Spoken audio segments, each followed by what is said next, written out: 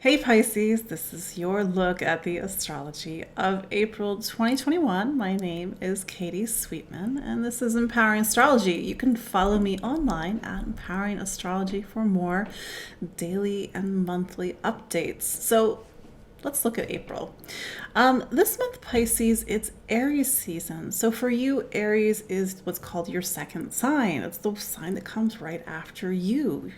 Pisces is the end of the zodiac. Aries is the beginning. So one of the places of new beginnings for you is a part of your chart that talks about income, money, material stability, resource, self-worth. So Aries season is time for you to get back to basics. It's a very nuts and bolts time for you. How do you take care of your sort of the needs of your basic human life? Do you need to focus on your financial life? Do you need to sort of make more money? Do you need to get your finances in order? Do you need to gather the resources that you need in order to feel rooted, stable, grounded? With the energy of Aries season pointing over towards Mars and Gemini this month, Gemini forms the bottom of your chart. So there's this interplay that's happening for most of April where you are being very security conscious. You are being very money or resource conscious this month. And this directly plays into your home environment. So how do you get stable and grounded, both materially, in your home? Maybe you're really busy. Mars is not a kind of quiet planet to have in your home sign, and to be fair, it's been there since the beginning of March of 2021. So maybe your home environment's really busy at the moment. This can include move. This can include organizing, cleaning out, gathering things, as I was saying, creating a stable environment at home. But in order to do that, you got to tear everything out. People may be moving in and moving out at the moment. And, maybe to a sort of bigger point, especially with this Aries new moon on April 11th, this is a time when maybe you're thinking about purchasing a home. I realize that is not the case for everybody that's listening, but for some of you, in order to create the life that you need, the stability, English hard, stability and the security that you need, it does involve investment. It does involve making some sort of purchases, certain purchases for your home environment. And maybe on a little bit more of an emotional level, with home or family stuff coming up, how do you feel valued and by your own family? And maybe your relationship with money or relationship with stability and security and resource has been directly influenced, and maybe not in the best way, by your family of origin. So this could be a month where you're really focusing on that connection between value and family, self-worth, home, and even the stuff that you experienced growing up. I will also add that Mercury goes into Aries as well. Mercury is one of your major planets. It goes into Aries on April 4th. So Mercury likes to gather, it likes to sort, it likes to kind of bring things together. So maybe that's kind of adding this movement in your material life as you go into April of this year. Mercury is your sign again of home and family. So look at this, this could be some sort of new chapter in your home environment or with you or with family members. Mercury is also your relationship sign. So this can also involve a partner, somebody you live with, somebody who occupies more of a stronger one-on-one. This is not like somebody in passing. This is somebody that you have a direct relationship with.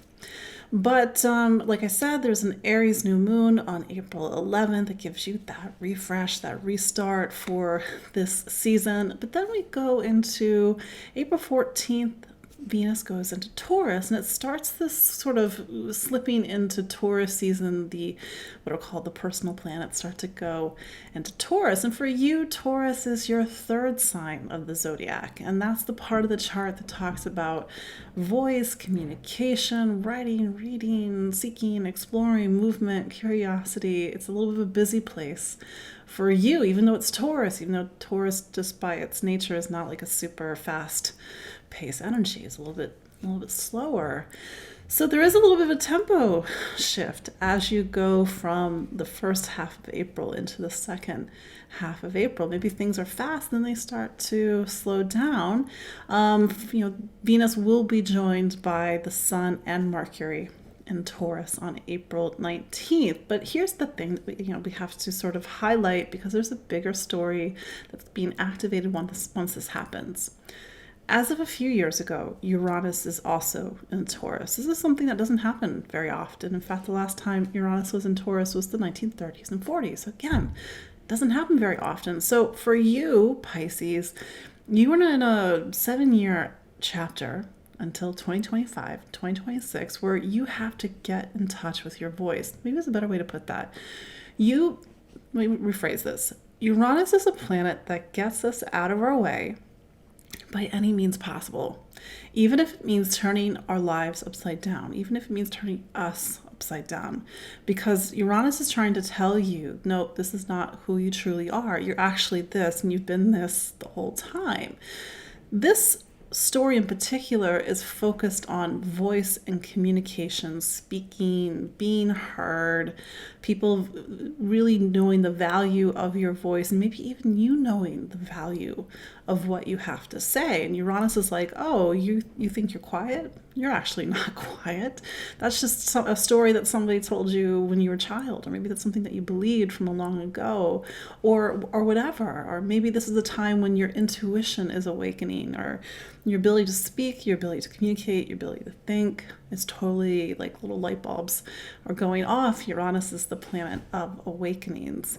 So when the sun goes there on April 19th, it starts to highlight this story. And kind of sort of related to it, on April 26th, there's going to be a Scorpio full moon. Now that full moon makes what's called an opposition to the sun and Uranus, and that full moon is highlighting, if this is a time that's about voice, then what is the bigger message of what you're saying? That full moon is highlighting themes around truth, faith, meaning, beliefs. It's a time for you to really define what your worldview is, or to stand up for right and wrong, or stand up for your convictions. It's also a time when you have to sort of take all the ideas and information you have and create something with it. Maybe it's sort of put it together into a bigger, philosophy. So you're sort of seeing this dynamic back and forth as you go into the end of April. And these two signs, Taurus and Scorpio, for you do talk about education. So there's an element of education, all of this. Maybe for those that this is actually relevant for, this is a full moon where you decide to go back to school. Or there's something that's a major milestone in your ongoing education. And this is not just higher education, because education is something that keeps going even well past schooling. I mean, hopefully you're supposed to keep educating yourself.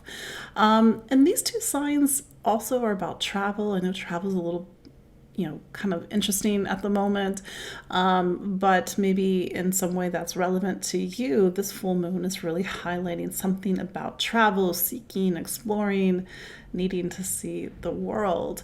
That said, kind of backtrack a few days, on April 23rd, Mars goes into Cancer. So for you, Pisces, Cancer is a sign that talks about you, but not, and I know you're Pisces, you're like, what does Cancer have to do with me? But Cancer is what's called your fifth sign.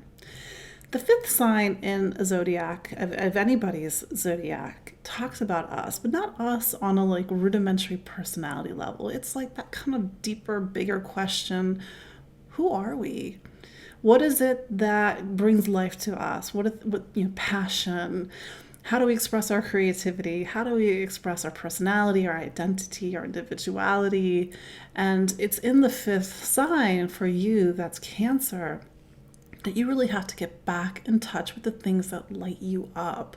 Mars, to be fair, in traditional astrology, is not at home in Cancer, but I think that Mars is trying to give you life towards the last week of April, and of course all May long. Mars is trying to get you back to what brings you joy, what brings you passion, brings you creativity, because that's the the lifeblood of life.